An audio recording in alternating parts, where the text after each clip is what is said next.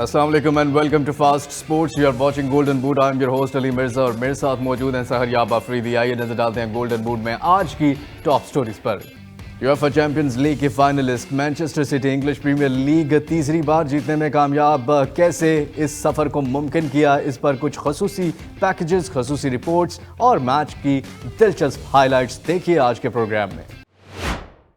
English Premier league का एक और match Liverpool versus Aston villa के दरमियान हुआ है, जो कि एक गोल से बराबर रहा है और यहां पर लिवरपूल के लिए टॉप 4 पोजीशन में यानी चैंपियंस लीग में जाने के सभी रास्ते बंद होते हुए नजर आ रहे हैं। इंग्लिश प्रीमियर लीग के एक और मैच में आर्सेनल, बेहतरीन सीजन का आगाज करने वाली आर्सेनल अपना मैच नॉटिंघम फॉरेस्ट के अगेंस्ट हार गई। नॉटिंघम फॉरेस्ट ने मुकर्ररा वक्त में 0 के मुकाबले में 1 गोल से यह मैच अपने नाम कर लिया। इंग्लिश प्रीमियर लीग में एक और दिलचस्प मुकाबला हुआ ब्रेंटफोर्ड वर्सेस टॉटनहम के दरमियान और टॉटनहम जो कि पॉइंट्स टेबल पर बरतरी पर है, यहां पर ब्रेंटफोर्ड के अगेंस्ट थेर हो गई। ब्रेंटफोर्ड ने 1 के मुकाबले में 3 गोल से टॉटनहम को हराकर मैच अपने नाम कर लिया। मैनचेस्टर यूनाइटेड वर्सेस बोर्नमथ के दरमियान बहुत ही कांटेदार मुकाबला और फाइनली मैनचेस्टर यूनाइटेड ने मुकर्ररा वक्त में मैच जीतने में कामयाबी हासिल कर ली। और ला लीगा की बात करें तो कुछ बड़े ही अपसेट मैचेस हमें देखने को मिले हैं इस वीकेंड पे और यहां पर विलारियल वर्सेस जिनोना का मैच जो कि विलारियल ने 1 के मुकाबले में 2 गोल से अपने नाम कर लिया। ला लीगा की इस सीजन की चैंपियन बार्सिलोना को हुआ शिकस्त का सामना। रियल सोसिएडाड ने बार्सिलोना को 1 के मुकाबले में 2 गोल से शिकस्त देकर मैच अपने नाम कर लिया। स्पेनिश ला लीगा में एक और अपसेट। जी हां, यूएफए चैंपियंस लीग में मैनचेस्टर सिटी से सेमीफाइनल हारने के बाद रियल मैड्रिड ला लीगा में वेलेंसिया से भी शिकस्त से 2-4। वेलेंसिया ने रियल मैड्रिड को 0 के मुकाबले में 1 गोल से शिकस्त देकर मैच अपने नाम कर लिया। एटलेटिको मैड्रिड वर्सेस ओसासुना के दरमियान मैच। एटलेटिको मैड्रिड की बेहतरीन परफॉर्मेंस ओसासुना को 0 के मुकाबले में 3 गोल से आउट क्लास कर दिया। अब नजर डालते हैं जर्मन बुंडेसलीगा के कुछ मैचेस पे। होफनहाइम वर्सेस यूनियन बर्लिन का मैच। यूनियन बर्लिन को लगा एक और धचका। होफनहाइम ने 2 के मुकाबले में 4 गोल से मैच अपने नाम कर लिया। जर्मन बुंडेसलीगा की 10 बार की चैंपियन बायर्न म्यूनिख को करना पड़ा बुरी शिकस्त का सामना। आरबी लाइप्जिग ने बायर्न म्यूनिख को 1 के मुकाबले में 3 गोल से शिकस्त दे दी। Schalke versus Frankfurt German Bundesliga में आपस में हुई आमने सामने और दिलचस्प मुकाबले के बाद मुकर्ररा वक्त में दोनों टीम्स 2-2 गोल करने में कामयाब हुई। जर्मन बुंडेसलीगा में डॉर्टमुंड वर्सेस ऑक्सबर्ग के दरमियान मैच हुआ और डॉर्टमुंड ने यह मैच 0 के मुकाबले में 3 गोल से बाआसानी अपने नाम कर लिया। क्या रोनाल्डो ने कर दिया है अल नसर को खैराबाद और अब किस नए क्लब की तरफ जारी है उनका सफर, ये सब कुछ देखेंगे आप आज के प्रोग्राम में। Welcome back to Golden Boot. और प्रोग्राम में हम बात करने जा रहे हैं मैनचेस्टर सिटी वर्सेस चेल्सी के दरमियान ये मैच और मैनचेस्टर सिटी का सफर। इस प्रीमियर लीग में जो हुआ था वो स्लो स्टार्ट था, लेकिन उस स्लो स्टार्ट को कैसे कन्वर्ट कर दिया उन्होंने और ये टाइटल जीतने में भी कामयाब होगी Manchester city. Afridi Arsenal top कर रही थी, सिटी ने आते ही जो है वो शुरुआत में तो बड़ा स्लो उन्होंने पेस से पकड़ा था, लेकिन उसके बाद बड़ी ज़बरदस्त परफॉर्मेंसेस देती गई। अब सिटी एक तरफ यूएफए चैंपियंस लीग के फाइनल में है, दूसरी तरफ आज इस यानी मैच के बाद अब उन्होंने टाइटल जीत लिया, वो चैंपियन बन गई और ये तीसरी बार मुसलसल चैंपियन बन गई है। सारा क्रेडिट पेप गार्डियोला को आप देते हैं, प्लेयर्स को देते हैं। क्या है वो राज, वो मिस्ट्री क्या है इस टीम के पीछे? बिल्कुल सही बात है कि मैनेजर का बहुत ज़्यादा अहम किरदार होता है और अगर इस बात को कोई डिनाई करता है तो उनके लिए मैं छोटा सा फैक्ट बताता चलूं कि आप देखें जो टॉटनहम का हाल हुआ है, उनके पास अच्छा मैनेजर नहीं है। यही प्लेयर्स मॉरिसियो पोचेटिनो के पास जो थे एटलीस्ट चैंपियंस लीग के लिए क्वालिफाई करते थे। अब देखें कि चेल्सी का क्या हाल हुआ है। बहुत सारे ऐसे क्लब्स हैं जो अच्छे प्लेयर्स रख के भी कामयाब नहीं हुए। और अगर अच्छा मैनेजर आ जाए तो आस्टन विला टॉप 6 में आ गई है। आप देखिए उनाई एमरी ने रिलीगेशन से लेके उनको टॉप 6 में ले आए। जबरदस्त सुना है। ब्राइटन जैसा क्लब जो है वो टॉप 6 में है। एग्जैक्टली। तो ये मैनेजर्स का बहुत ज्यादा फुटबॉल में अहम रोल है, इसको कोई डिनाई नहीं कर सकता। एग्जैक्टली, बिल्कुल। बहुत ही शानदार जो है वो परफॉर्मेंस यहाँ पर जीत लिया चेल्सी से 0 के मुकाबले में 1 गोल से, और खाली मैच ही नहीं जीता बल्कि वो जो थोड़ी बहुत इफ्स एंड बट्स वाली बातें हो रही थी कि आर्सेनल शायद कुछ हो सकता है उनका टाइटल रेस विन करने में, वो सब अब खत्म हो चुकी हैं क्योंकि मैनचेस्टर सिटी इस साल की चैंपियन बन चुकी है प्रीमियर लीग की। बहुत ही शानदार परफॉर्मेंस यहाँ पर मैनचेस्टर सिटी की और बहुत ही ज़बरदस्त परफॉर्मेंस यहाँ पे जुलियन एल्वारेज और बाकी खिलाड़ियों ने भी बड़ा ज़बरदस्त खेला है। अफरीदी, मैनचेस्टर सिटी ये टाइटल जीत गया। मैच में चेल्सी, फ्रैंक लैम्पार्ड, एक और हार उनके हिस्से में आ गई है और किस तरह देखते हैं आप चेल्सी की परफॉर्मेंस को? ऑल दो एक गोल करने में ही जो है वो कामयाब हुई सिटी, तो आप कह सकते हैं चेल्सी ने पिछले मैचेस की निस्बत अच्छा खेला है। जी बिल्कुल, एक्चुअली में बात ये थी कि मैनचेस्टर सिटी ने अपनी जो बेंच स्ट्रेंथ थी उनको आजमाया था और जो यूजुअली बॉयज़ नहीं खेलते, जैसे ऑर्टेगा गोलकीपर, उनको स्टार्ट दिया था, केल्विन फिलिप्स खेले थे, जुलियन एल्वारेज स्टार्ट कर रहे थे, यूजुअली नहीं करते। इवन ये वो प्लेयर्स थे जो कि थर्ड चॉइस हैं, मतलब सेकंड चॉइस भी नहीं है, थर्ड चॉइस हैं, जिनको इतना मौका नहीं मिलता, ज़्यादा लीग कप में खेल लेते हैं या FA कप के कुछ मैचेस में हमने देखा है कि खेले। तो ऑल दो सिटी को पता था कि टाइटल अब उनके हाथ में ही है और उन्होंने इन बॉयज़ को भी चांस दिया, जैसे केल्विन फिलिप्स ने मैच के बाद भी। अच्छा, ये वैसे अच्छा भी है कि लाइक जो यंगस्टर्स हैं उन्होंने मैच जीता है तो टाइटल की वो जो एक आपकी विनिंग मेंटालिटी बन जाती है तो वो इन प्लेयर्स की बन जाएगी, क्योंकि खेल के इन्होंने एक किस्म का वो टाइटल अपने नाम किया है। जी बिल्कुल, ऐसे ही है और ऐसी ही विनिंग मेंटालिटी होनी चाहिए। अब विनिंग इज़ अ हैबिट और इस हैबिट को आपको ब्रेक नहीं करना चाहिए। बेशक वो मैच इतना कीमती ना हो, लेकिन अगर आपका हर मैच में विनिंग मेंटालिटी है ना तो आपको कोई हरा नहीं सकता। एग्जैक्टली, बिल्कुल, बहुत ही शानदार परफॉर्मेंस। और चेल्सी, फ्रैंक लैम्पार्ड एक और शिकस्त उनको सामना हुआ है, लेकिन यहाँ पर मैच के स्टैट्स पे एक नज़र डालते हैं और देखते हैं कि क्या परफॉर्मेंस थी चेल्सी की और मैनचेस्टर सिटी की। कितने शॉट्स जो हैं वो लिए गए दोनों टीम्स की तरफ से, ये आपके सामने हैं। और शॉट्स जो है वो चेल्सी की तरफ से 13 थे, 15 जो है वो मैनचेस्टर सिटी की तरफ से। शॉट्स ऑन टारगेट अगर आप देखें तो 6 थे चेल्सी की तरफ से, कोई भी कन्वर्ट नहीं कर पाई। 2 थे सिटी की तरफ से, उनमें से एक कन्वर्ट करके गोल किया उन्होंने। पोजेशन 35% चेल्सी के पास था, 65% पोजेशन जो है वो सिटी के पास था। बासिस आप देख रहे हैं, पास एक्यूरेसी देख रहे हैं, फाउल्स देख रहे हैं, येलो कार्ड्स भी आप देख रहे हैं और कॉर्नर्स 5 मिले सिटी को, 2 मिले हैं चेल्सी को। Afridi, Chelsea 6 shots on target के बावजूद भी गोल क्यों नहीं कर पाई? एक्चुअली में चेल्सी का जो रन चल रहा है और जो हाल चल रहा है वो उसमें मतलब हर दिन वर्स्ट पोजीशन पे जाते हैं। मतलब एक उम्मीद होती है, अब इनसे तो उम्मीद ही खत्म हो गई। अच्छा मुझे बताएं, 6 शॉट्स ऑन टारगेट है आपकी, लाइक आपने ज्यादा अच्छा लग रहा है कि उनसे ज्यादा अटैक किया है, क्लिनिकल परफॉर्म क्यों नहीं कर पा रहे? क्यों गोल जो है वो बॉल जो है खुद से थोड़ी गोल के पास जाते इधर उधर हो जाती है, वो गोल के अंदर वो स्पॉट क्यों नहीं कर रहे? एक्चुअली में यही तो पूरी सीजन का क्रक्स है कि चेल्सी का, बल्कि इस सीजन का नहीं, उनका जो नंबर 9 कर्स हमने पैकेज में भी चलाया कि इनको स्ट्राइकर नहीं मिलता और अभी जितने भी बड़े स्ट्राइकर्स हैं अवेलेबल सबको खरीद करके इन्होंने टेस्ट करके चेक कर लिया है। नंबर चेंज करना पड़ेगा, जो नंबर चेंज करना पड़ेगा। इवन ड्रोग्बा का अगर आप देखें, वो अगर ज्यादा गोल्स कर भी रहा था तो उसमें उनका नंबर जो था वो 9 नहीं था। अब इवन ओबामा यांग को जब इस बार खरीदा था तो ओबामा यांग ने कहा कि मैं कर्सेस में नहीं मानता और उन्होंने कहा कि मैं ये कर्स रिमूव करूंगा, मैं 9 नंबर ही पहनूंगा। तो वो उल्टा उनके गले पड़ गया। चले बिल्कुल, लेकिन ये तीसरी बार मैनचेस्टर सिटी की मुसलसल लगातार प्रीमियर लीग की विन है। बिल्कुल शानदार परफॉर्मेंस। और इस मैच में जो लाइमलाइट में आए हैं वो है जुलियन एल्वारेज। 12वें मिनट में उन्होंने गोल किया अपनी टीम के लिए, इकलौता गोल। एक और गोल भी था, शायद वो ऑफसाइड हुआ, लेकिन जुलियन एल्वारेज वही प्लेयर है अर्जेंटीना के अफरीदी जो वर्ल्ड कप में भी हमें नजर आए और ये वही प्लेयर है जो 10 साल की उम्र में मेसी के साथ सेल्फी ली थी और फिर वर्ल्ड कप में मेसी को वर्ल्ड कप जितवाया भी उन्होंने। बहुत ही शानदार एल्वारेज की परफॉर्मेंस। एल्वारेज के इस मैच के स्टैट्स पे भी एक नज़र डालते हैं और देखते हैं कि इस मैच में क्या परफॉर्मेंस थी एल्वारेज की। आपके सामने 8.0 यानी 8.0 रेटिंग थी। गोल्स जो है वो 1 की, एक्यूरेट पासेस 88% थे, चांसेस जो क्रिएट किए वो 2 थे, टचेस 42, टैकल्स 100%, इंटरसेप्शन जो कि वो 1 थी, रिकवरीज 4। बहुत ही शानदार परफॉर्मेंस जुलियन एल्वारेज की। और अफरीदी बाकी भी प्लेयर्स ने बड़ा ज़बरदस्त खेला है। अर्लिंग हालैंड वो भी लाइमलाइट में रहे हैं। जैक ग्रिलिश आप देख भी रहे हैं ट्रॉफी के साथ, जैक ग्रिलिश की भी बड़ी ज़बरदस्त अफरीदी परफॉर्मेंस रही है। सभी प्लेयर्स ने कंट्रीब्यूट किया है मैनचेस्टर सिटी के इस विन में। जहां पर पेप गार्डियोला का किरदार है तो वहां पे बाकी प्लेयर्स का भी ज़रूर क्रेडिट देना पड़ेगा, चाहे वो केविन डी ब्रुयने हो, चाहे अर्लिंग हालैंड हो।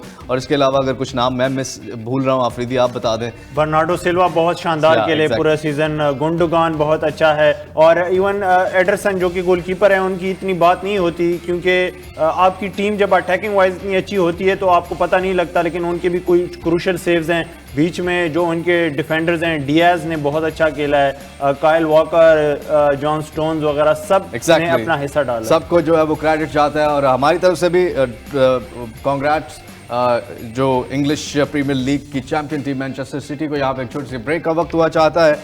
Welcome back to Golden Boot. Liverpool अफरीदी, इंग्लिश प्रीमियर लीग में कुछ चांसेस बने थे और हम खुश भी हो रहे थे कि 7 लगातार विन्स की हैं लिवरपूल ने और शायद अब वो खिड़की खुलती हुई नज़र आ रही है उनकी चैंपियंस लीग के लिए। लेकिन ये वो मैच था जो जीतना बहुत ज़रूरी था। हारे तो नहीं, लेकिन लिवरपूल और एस्टन विला का ये मैच हुआ है और ये मैच जो है वो एक गोल से बराबर रहा है।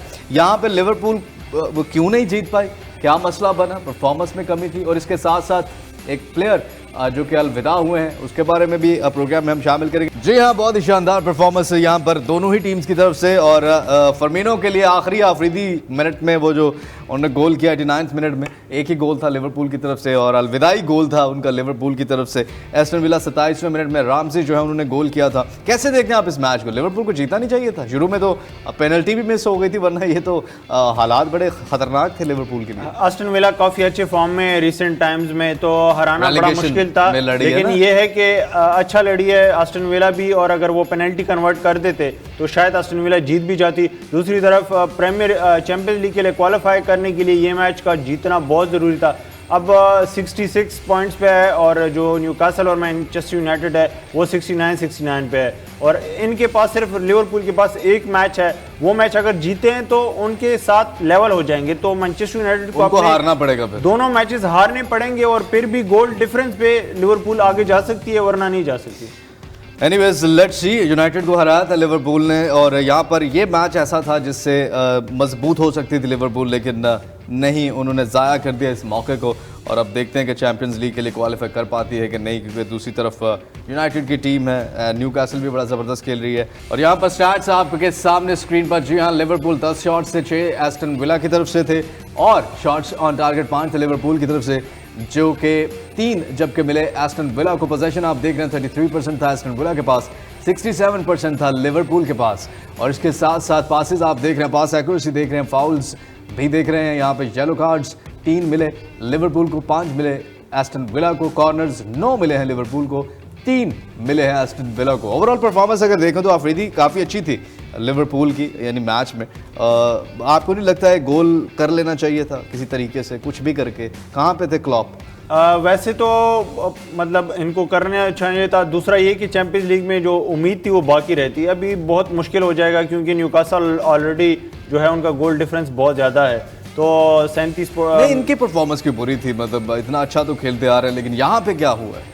वही बात है कि इनका इस सीज़न में ये जो 7 विन्स इन अ रो थी, इसके अलावा पूरा सीज़न जो था वो कभी अच्छा कभी बुरा, तो इनकंसिस्टेंसी थी इस सीज़न में, कुछ इंजरीज की वजह से, कुछ आउट ऑफ फॉर्म प्लेयर्स की वजह से। लेकिन अभी मोमेंटम था जीतने का और ये मैच जीतना चाहिए था। लेकिन ये भी बात जहन में रखनी पड़ेगी कि एस्टन विला बहुत अच्छा खेल रही है पिछले कुछ मतलब मैचेस हैं। जी हाँ, बिल्कुल, बहुत ही ज़बरदस्त है यहाँ पर एस्टन विला की परफॉर्मेंस और इसी वजह से लिवरपूल का ख्वाब जो है वो चकनाचूर कर दिया उन्होंने चैंपियंस लीग नेक्स्ट सीज़न जो होगा उसमें जाने के लिए, और अब 1 साल और इंतज़ार करना पड़ेगा। अभी भी इफ्स एंड बट्स हैं, लेकिन मुझे नहीं लगता कि लिवरपूल अब जो है वो क्वालिफाई कर पाएगी। इसके साथ साथ जो प्लेयर हमने फीचर किए हैं, आइए वो आपको उनके स्टैट्स दिखाते हैं। जी हाँ, ये अर्जेंटीना के गोलकीपर जिन्होंने वर्ल्ड कप जितवाया था और चैंपियन है, रेटिंग इनकी 8.7 है, सेव्स जो है वो 4 किए हैं। इसके अलावा गोल्स जो कंसीडर्ड थे वो 1 था और इसके अलावा x God faced 0.94, diving saves 2 और इसके साथ साथ आप बाकी स्टैट्स भी देख रहे हैं। अफरीदी मार्टिनेज जो है वो एस्टन विला के लिए वैसे ही गोल कीपिंग करते हैं जैसे कि अर्जेंटीना के लिए करते हैं वर्ल्ड कप में, जैसे की थी उन्होंने।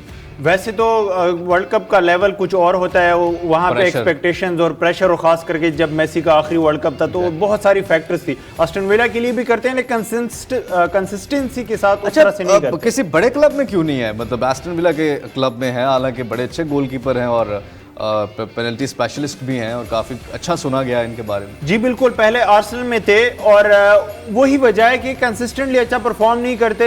एक्चुअली में पेनल्टीज तो बहुत अच्छी तरीके से रोकते हैं और उसमें इनका एक और फैक्टर भी है कि ये प्लेयर्स को मतलब मेंटली एक चीज होती है कि आप उसे डिस्ट्रैक्ट करते हैं, जो प्लेयर पेनल्टी लेने आता है कुछ ना कुछ कह देते हैं, कुछ ना कुछ नखरा कर देते हैं, तो वो फिर साइकोलॉजिकल गेम्स बहुत अच्छी तरीके से भी ब्रेक करते हैं। ये भी देखा गया, इवन वर्ल्ड कप में भी देखा गया था। Anyways player of the match हुए हैं एमिलियानो मार्टिनेज, और बहुत ज़बरदस्त गोल कीपिंग की, और शायद इन्हीं की गोल कीपिंग की वजह से लिवरपूल ये मैच जीतने में भी नाकाम रही, वरना शॉट्स ऑन टारगेट जितने थे एक और गोल आसानी से कर सकते थे। यहाँ पर जिस प्लेयर के लिए ज़्यादा इंपॉर्टेंट ये मैच था और लिवरपूल के इस प्लेयर ने गोल भी किया, वो थे रोबर्टो फर्मिनो। 89 मिनट में गोल किया और ये उनका आखिरी मैच था लिवरपूल के लिए। फुटबॉल अब प्रोग्राम में शामिल करेंगे ट्वीट्स का सिलसिला। पहली ट्वीट हमारे पास कौन सी है आपके सामने स्क्रीन पर। Mikel Arteta brought in a dog called win for Arsenal players. ये क्या नौबत आ गई है आर्सेनल पे आफरीदी, चैंपियन नहीं बने तो इसका क्या मतलब है, ये क्या कहानी है?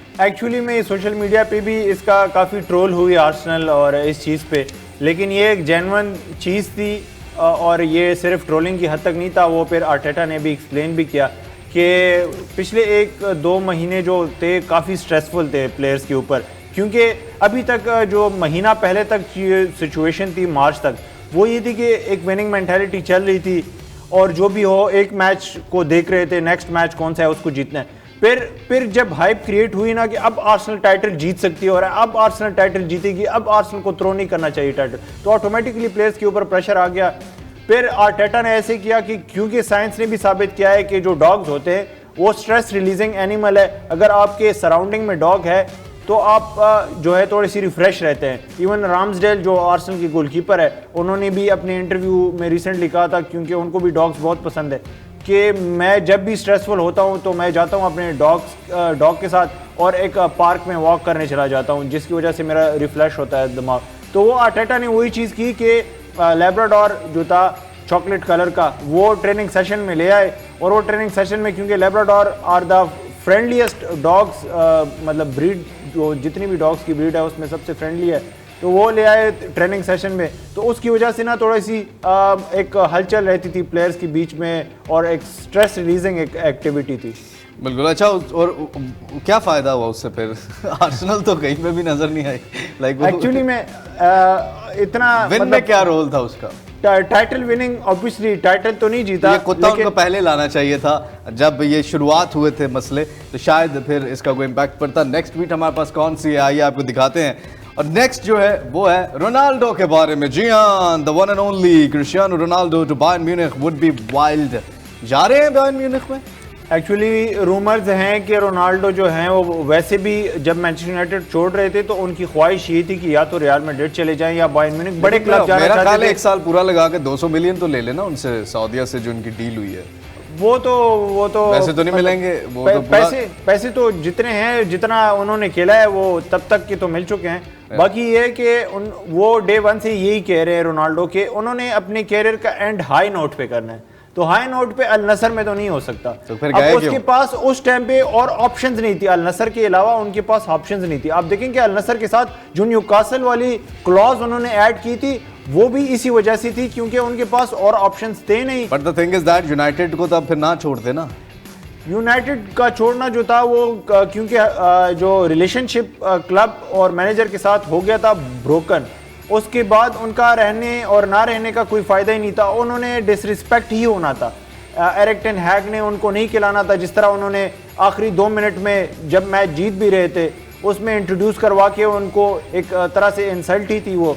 तो उन्होंने तो ऐसे हालात किए ना कि खुद ही छोड़ के चले जाएं। और हाँ, लेकिन अभी जो न्यूज़ ये है कि एक बिजनेसमैन है जर्मन जिनका नाम है मार्क्स शूम, वो चाहते हैं, उन्होंने बल्कि ईमेल की है ओलिवर कान को जो कि डायरेक्टर है बायर्न म्यूनिख के, कि मैं आपको स्पॉन्सर करके देता हूं, उनको वैसे भी स्ट्राइकर की ज़रूरत है, मैं सारी सैलरी और ट्रांसफ़र फी दूंगा, आप रोनाल्डो को ले आएँ, उसकी जो भी वेज बिल आएगा बायर्न म्यूनिख के ऊपर वो मैं पे करूँगा। ओके, तो ये खिड़की खुल गई है फिर, यानी जा सकते हैं। हाँ, अगर ओलिवर कान आना, उसको कहते हैं कि हमारी टीम में उनकी जगह है तो आ सकते हैं। लेट्स सी रोनाल्डो हमें नजर आएंगे या नहीं। नेक्स्ट हमारे पास क्या है जी? नेक्स्ट ट्वीट जो है वो ये विनीशियस जूनियर ने की है, और ये पहले भी इस तरह की बात कर चुके हैं, लेकिन फीफा और लोगों को शायद समझ नहीं आती। इन्होंने अभी भी कहा the championship that once belonged to Ronaldinho, Ronaldo, Cristiano and Messi today belongs to the racist और इंस्टाग्राम पे उन्होंने ये पोस्ट किया, it wasn't the first time, not the second and not the third. Of course ये अफरीदी racism के बारे में बात कर रहे हैं। विनीशियस को इसका सामना भी करना पड़ा है। रियल मैड्रिड के बेहतरीन खिलाड़ी हैं और इस वक्त वर्ल्ड फुटबॉल की दुनिया में अगर देखा जाए तो Mbappe, Kylian Mbappe, Vinicius Junior, ये टॉप ऑफ द लिस्ट आते हैं प्लेयर्स। जी बिल्कुल। और अभी रिसेंटली क्योंकि अब अवे फैंस जो होते हैं, जो टीम जहां पे ये ट्रैवल करते हैं, उनको भी पता है कि इस चीज़ से ये इफेक्ट हो रहे हैं। तो इस मैच में जो वेलेंसिया के साथ मैच था और रियल मैड्रिड 1-0 हार गई है, उस मैच में consistently through out the match Vinicius को टारगेट किया, रेसिस चांस मारी विनीशियस के पीछे। एंड में आके वो फिर इतने फ्रस्ट्रेट हुए कि उन्होंने प्लेयर के साथ लड़ाई भी की और जिसकी वजह से उनको विनीशियस को रेड कार्ड भी मिला। और मैच के बाद फिर उन्होंने इंस्टाग्राम पे पोस्ट भी लगा। बिल्कुल, आपने वीडियो में देखा भी होगा जिस पे उनको रेड कार्ड मिला और उन्होंने प्लेयर को, हमारे प्लेयर ने भी की थी बदतमीजी। हाँ, प्लेयर प्रोवोक कर रहा था विनीशियस को, तो उनको तो वैसे अंपायर ने कुछ नहीं कहा, लेकिन इनको रिव्यू के बाद फिर रेड कार्ड दे दिया गया। तो उनको भी कहना चाहिए था ना, ये आप वीडियो में देख भी रहे हैं, उनको क्यों प्लेयर को कुछ नहीं कहा? मतलब रेफरी भी मतलब नहीं समझ पा रहा था। हाँ, वैसे ऑब्वियसली रेसिज्म की इजाजत तो नहीं है ना आपको। ये देखिए, ये लड़ाई भी आप देख रहे हैं और काफ़ी शदीद लड़ाई हुई है। और मतलब यहाँ पे विनीशियस को क्यों सिर्फ कार्ड जो है वो मतलब मिला है यहाँ पे? एक्चुअली में उन्होंने ओवर रिएक्ट किया था और फेस के ऊपर उन्होंने एक तरह से पंच करने की कोशिश की थी, जिसके ऊपर विनीशियस को red card. But the thing is that के ये तो जिडान वाला वाकया मुझे याद आ रहा है कि जो आपको उकसा रहा है आपको उसको भी कार्ड देना चाहिए, आपको उसको भी। ये तो फिर नाइंसाफी लगती है कि आप जो आपको उकसा रहा है और अगला बंदा तो पहले ही एक मैच आ रहा है, फ्रस्ट्रेटेड है, आप उसके इमोशन से खेलने की कोशिश कर रहे हैं, वो तो कुछ ना कुछ करेगा ही ना फिर आपको। तो फीफा को इस चीज़ पे भी तो देखना चाहिए कि जो बंदा उकसा रहे हैं, जो जानबूझ के अगले बंदे को इस तरह से कर रहा है, उसके ऊपर भी कोई रूल या कोई एक्शन या कोई बैन या कोई जुर्माना या कोई कैद या कोई कुछ ना कुछ तो होना चाहिए ना, ताकि नेक्स्ट टाइम प्लेयर्स भी अवेयर रहें कि अगर किसी टीम के साथ कुछ ऐसा हो रहा है तो वो इन्वॉल्व ना हो उसमें, या उसको इमोशनली उसको जो है वो ज़्यादा हर्ट ना करें। एनीवेज, नेक्स्ट हमारे पास क्या ट्वीट है आइए आपको दिखाते हैं। और यहाँ पर मैनचेस्टर यूनाइटेड के मेल और फीमेल दोनों के लिए खुशखबरी है। Manchester United have won the golden glove for both the men's and women's team. जी अफरीदी, यूनाइटेड ग्लव्स जीत रही है, मैचेस नहीं जीत रही। जी बिल्कुल। दोनों के बेस्ट गोलकीपर्स इस सीजन के वो मैनचेस्टर यूनाइटेड। अब जैसे WSL जो कि वुमेन सुपर लीग है, जो प्रीमियर लीग का वुमेन्स वाला वर्जन है, उसमें भी चेल्सी और मैनचेस्टर यूनाइटेड दूसरे नंबर पे है, चेल्सी उनसे आगे है। तो 2 पॉइंट्स का ही गैप है और एक आखिरी मैच रहता है। अगर चेल्सी अपना हार जाती है, मैनचेस्टर यूनाइटेड जीत जाती है, तो मैनचेस्टर यूनाइटेड तब टाइटल जीत सकती है, वरना वो भी चेल्सी जीत जाएगी। लेकिन गोलकीपर्स क्योंकि दोनों ही आउटस्टैंडिंग फॉर्म में, मैरी अर्प्स और डेविड डिया ने 17 क्लीन शीट्स पूरे सीजन किए हैं, जो कि सबसे ज़्यादा है, जिसकी वजह से उनको दूसरी बार प्रीमियर लीग गोल्डन ग्लव मिला है। एग्जैक्टली। नेक्स्ट यहाँ पर हम शामिल करेंगे चेल्सी, जो है 1996 के बाद पहली दफ़ा जो है वो इतना नीचे गिर गई है पॉइंट्स टेबल पर। और आप देख रहे हैं Chelsea will finish in the bottom half of the league for the first time since 1996।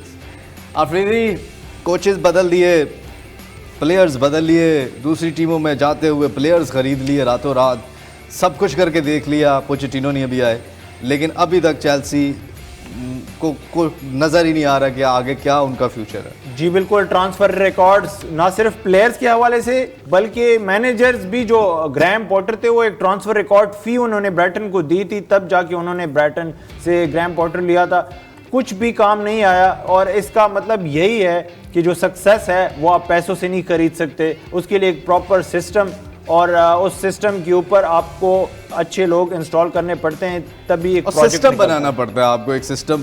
और बड़ी कौमें या जो भी लोग हैं, हमेशा से जब तक आपका सिस्टम नहीं है, आप जो है वो तरक्की नहीं कर सकते और आप अपनी चीज़ों में जो है वो बेहतरी नहीं ला सकते।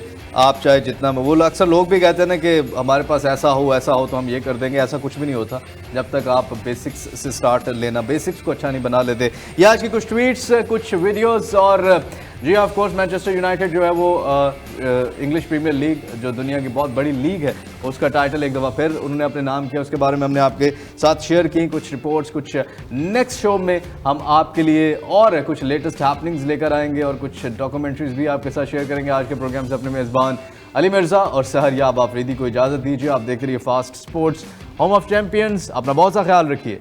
अल्लाह हाफिज।